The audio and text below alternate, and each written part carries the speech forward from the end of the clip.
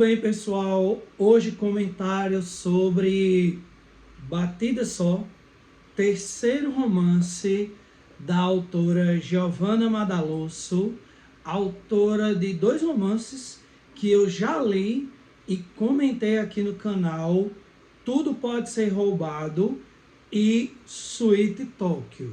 Eu adoro os dois primeiros livros da autora e assim que ela lançou esse terceiro livro aqui, assim que eu pude, eu comprei, li e vim aqui comentar com vocês. Eu adoro a forma com que a Giovanna Madalosso ela escreve personagens femininas, né? Suas protagonistas são mulheres e geralmente ela faz isso através de uma narração em primeira pessoa que nos engaja, nos insere dentro dessas narrativas dela, né? Ao mesmo tempo que a gente conhece bastante essas personagens, se identifica com elas e se agrada bastante dos romances dela. Aqui, né, a gente vai ter um romance um pouquinho mais longo do que os dois livros anteriores dela. A gente vai ter um livro aqui com 236 páginas. Ainda não é um romance muito longo, né, mas é um pouco mais, né, comprido do que os outros dois. E a gente vai acompanhar a narrativa em primeira pessoa, como eu disse, de uma personagem chamada Mary. Ela é uma escritora jornalista que trabalha em um grande jornal da cidade de São Paulo e descobre que tem uma doença raríssima no coração. Ela tem por ali seus 36, 37 anos e a partir daqui ela precisa sair da cidade de São Paulo, até porque ela é diagnosticada com essa doença no qual ela não pode ter grandes emoções ou sofrer grandes choques, né? Isso para uma jornalista na cidade de São Paulo é basicamente impossível. Então ela precisa sair da cidade de São Paulo e ir morar em uma cidadezinha, eu acho que no interior do Paraná, onde ela cresceu. Ela é solteira e vive sozinha em um apartamento, tem uma relação um pouco complicada com o pai e a mãe, não tem filhos. O único relacionamento mesmo que ela tinha era com um cara casado no início do livro, que logo ela deixa. Então ela vai para essa cidadezinha, lá ela conhece uma outra mulher chamada Sara e o filho dessa mulher, que é um rapaz ali, um adolescente, no início da adolescência, seus 12, 13 anos, chamado Nico, que tem um câncer gravíssimo. Então é um livro que ele vai tratar dessa perspectiva de pessoas que têm doenças, mas não vai levar essas personagens a um vitimismo como aqueles filmes melodramáticos que passam à tarde, não.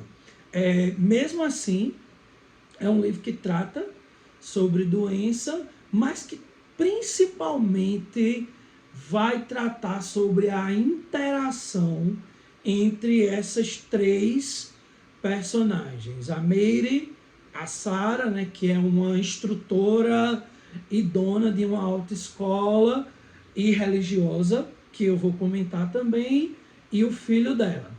A primeira parte do livro é na cidade de São Paulo, e aí o livro já parte, né, já vai para a segunda parte, que acontece na cidade e na interação na cidadezinha. e na interação entre esses três personagens. A Mary continua trabalhando no jornal em São Paulo, só que agora trabalho remoto, né? Então é outro comentário sobre o mercado de trabalho bem interessante que a Giovanna faz nesse aqui, não tão profundo quanto nos outros dois, mas também faz um pequeno comentário. Aqui o comentário maior está na terceira parte do livro, no qual a Sarah leva a Mary e o filho para uma comunidade religiosa que ela não define que tipo de comunidade é essa, que promete cura às pessoas. Dá para você perceber que ela está fazendo um comentário crítico sobre o que aconteceu ali, né? O caso João de Deus, que aconteceu há uns 4, 5, 6 anos atrás, né? E sobre essas comunidades que prometem cura de qualquer doença. É um livro que ele passou por alguns comentários aí no ano de 2025. Uns elencaram esse livro como um dos melhores livros de 2025 e outros sentaram a peia mesmo no livro. Eu vou tentar justificar aqui que nem é uma coisa e nem é outra, mas que os dois comentários, tecnicamente, têm uma base dentro desse livro. Então, vou fazer alguns comentários positivos sobre o livro, muitos deles, né? E no final vou fazer 2 comentários ali sobre alguns problemas bem graves que aparecem nesse livro. Primeiramente, é um livro que segue a estrutura, né, dos livros da Giovanna. É um livro divertidíssimo de ler, apesar de ser mais melancólico do que os outros dois. A Giovanna, ela constrói a narrativa de uma maneira muito engajante, né? A concatenação de eventos que estão dentro do livro são muito interessantes, mesmo que sejam acontecimentos simples do cotidiano, como o momento em que a personagem precisa pegar o carro da Sarah e atravessar uma autoestrada para comprar um remédio, como as festas que elas precisam ir, ela e a Sarah, para tentar sair, se libertar, né, desses problemas que afligem as duas. Então, são pequenos momentos do cotidiano que a autora embala em um suspense, em uma concatenação de ações que é muito instigante. O livro, a narrativa se passa muito rápido. Muita gente até critica isso, porque, como eu acho que eu já comentei em outro livro dela, a Giovanna, ela estudou para produzir roteiros e os livros dela têm uma vibe meio de roteiro, de filme, a concatenação da história em 3 atos, mas ela não constrói o livro pensando no livro ser adaptado para um filme, não. Ele é um livro que se estrutura como livro, só que numa narrativa muito divertida. As personagens femininas dela, tanto a narradora Mary como a Sarah, são muito bem desenvolvidas. E o Nico também, né, que é esse menino que tem essa doença, mas não se vitimiza. Ele até brinca, às vezes, com a morte, né, dentro de vários momentos do livro. O final do livro é bem lúdico, né? Me lembrou bastante aquele filme do Eric Rohmer, O Conto de Inverno, que tem uma peça de Shakespeare, e a partir da peça essas pessoas meio que vão entrar em um mundo fantástico. Eu não vou fazer mais nenhum comentário do final, não vou dar spoiler, era só para dizer sobre essa lembrança, né, que deu do filme. Gosto também da relação dela, que ela constrói, da protagonista com o espaço. Aqui o espaço é o espaço interno, a gente não tem esse espaço físico, né, da cidade de São Paulo, como nos outros dois livros, o que eu gosto bastante, né? Mas eu gostei da forma que ela fez aqui. Agora, os problemas do livro são dois, são bem assim, aparentes. Um é a questão da religião, a forma com que ela coloca a religião no livro. Ela não especifica que tipo de religião, ela deixa tudo no campo abstrato e assim parece que a autora está em cima do muro. Ela está com medo de dar cara a tapa para um lado religioso ou outro. Eu acho que eu senti um pouco mais a falta de um posicionamento um pouco mais direcionado, um pouco mais afinco.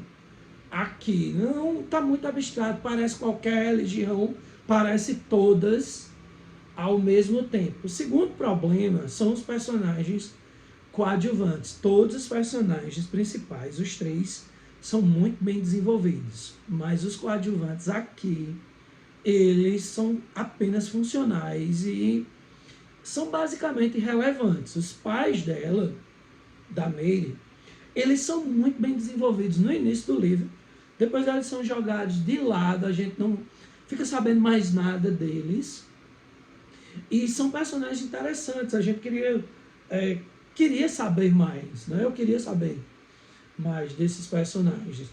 O Lucena, né, um personagem que também é jogado ali no final do livro, ele serve apenas para desenvolver um pouco a narrativa da Sarah, e fica um final meio confuso em torno desse personagem. Não é muito bem desenvolvido, ele não é muito bem desenvolvido.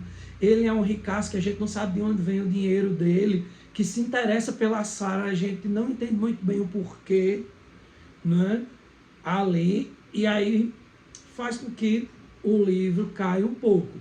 Vi algumas críticas falando sobre a linguagem do livro, que a linguagem era repetitiva, que a linguagem era pobre, nada disso, né?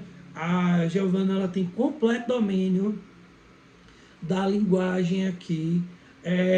Muitas vezes essas repetições são repetições de frustrações que um ser humano tem, aquela martelada que fica batendo na cabeça da pessoa, fica reverberando ali o tempo todo. Então é um bom livro, né?